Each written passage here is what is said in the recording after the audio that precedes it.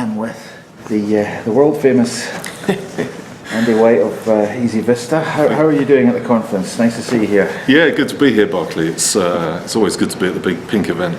And is it going well for you? Busy on the stand? Yeah, you've probably seen we've put a big investment into this year's event. We've had a lot of people through the booth. We're talking about some of our new technology, which is good to announce. So yeah, so far so good. Excellent. So tell me a little bit about what's driving your new innovation. You know, what kind of demands you're getting, what kind of questions you're getting from the market about what you should be doing. I think innovations coming from, or questions are coming from, how do I improve my IT maturity?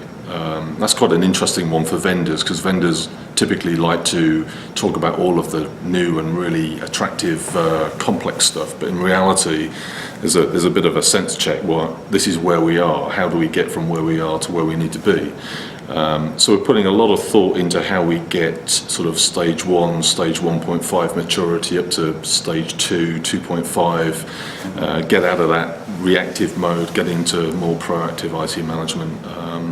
The other area, two other areas of interest really are a lot of talk around customer engagement. How do we connect and engage with our customer, actually whether it be an IT end user, so the internal customer, but a lot of conversation now about how can we use our services to go beyond IT support into business management support. So a lot of discussions around there. And I think the other area is how can we make that easy? And I think there seems to be a lot of frustration in the market that it's actually quite difficult to do things within IT, and a lot of the IT service management platforms and IT asset lifecycle management platforms weren't really designed for customers. They weren't really designed for web. They weren't really designed to show business value back to the organization. So there's been some really good conversations about how do we connect those two.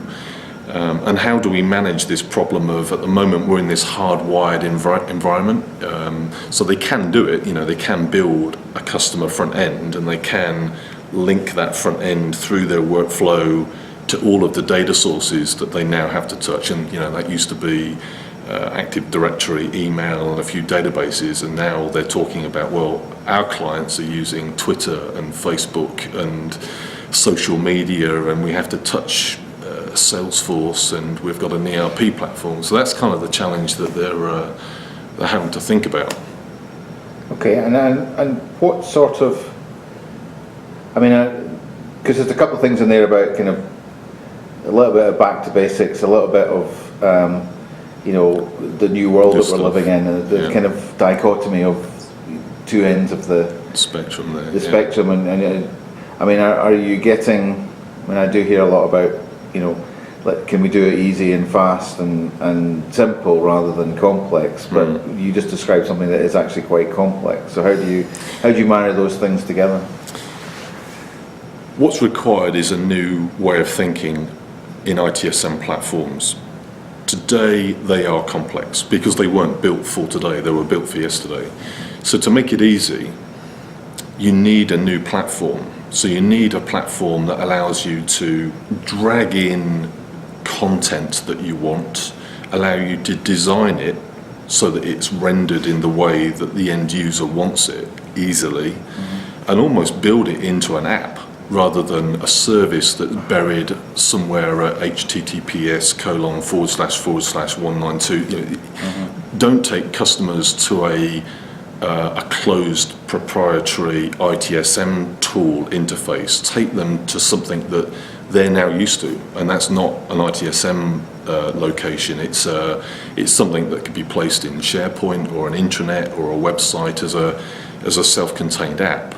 So I think where we're heading, frankly, is connecting those dots. That IT has now got a lot more services to deal with. It's not just the email service and the application services and the database.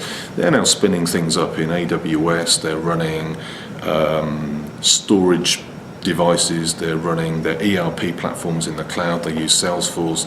They're not dealing with 16 boxes anymore. They're dealing with 60,000 applications flying around. And the customer now wants it on every device. You know, they want it on their iPhone, their iPad, lots of different devices, or in an environment that's intuitive to them. So kind of IT's in the middle of that lot and can't do it on the old tools anymore. So platforms required to give them that agility. And looking forward, I mean, what do you think is the next? Because there's obviously a lot to do in the sort of scenario you've described there. But I mean, have you got a sense of where it's going to go next, or is it just consolidation of these new integration and? Well, I think the opportunity is to go way beyond IT. I mean, we've done a lot of work on chargeback technologies or showback technologies, so that's really helped. But I think the opportunity is to get into what is it the organisation or the business needs for its end customer, and start thinking about services that can transform the business unit. So starting to leverage IT for the value of the business rather than sorting the IT issues out. I kind of see it as two issues. There's the guy that's screaming, IT really sucks, I can't get answers, I need help, and the service is really, really bad. And that's really, over the last 3 or 4 years, that's perpetuated shadow IT and BYOD. They've just said, can't get service here, I'm going to do it myself. They're not really thinking about the new services that could transform a department, like simple things like new hire, actually not a simple thing, actually quite a complex thing. Automate those things, make it easy, not only for the department initiating a new hire process, but why not give an app to the new hiree so that he can see where his services are, he can see how to get things done, make it a good experience for the new person joining the business.